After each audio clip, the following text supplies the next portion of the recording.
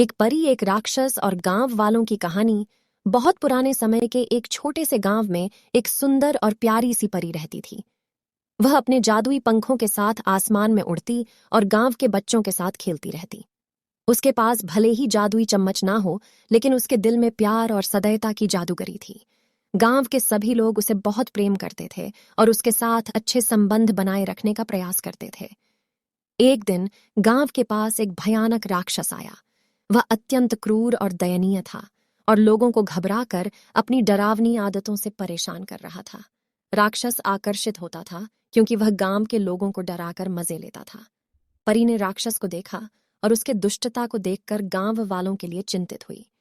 वह जानती थी कि राक्षस की मौजूदगी में गांव के लोगों का जीवन दुखद हो गया है और कुछ करना होगा। परी ने अपने जादू से एक योजना बनाई। उसने राक्षस के सामने आकर कहा, आप बड़े दिखते हैं और आपकी शक्ति अद्भुत है।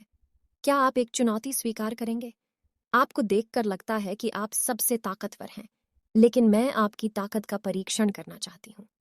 राक्षस भयानक और अभिशापी होने के बावजूद भी अपनी ताकत को दिखाने में रुचि रखता था। वह परी की चुनौती स्वीकार करने को तैयार था। परी ने बताया, मेरे पास एक जादुई दंड है।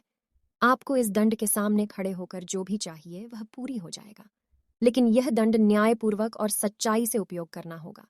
ध्यान रखिए, अन्यथा आप पर खुद भी उसी की भरमार हो सकती है। राक्षस ने अहंकार में धकेले बिना चुनौती स्वीकार कर ली। परी ने उसे जादुई दंड दिया और उससे कहा, अब जाइए, अपने इच्छित वस्त्र और भोजन के साथ वापस आइए।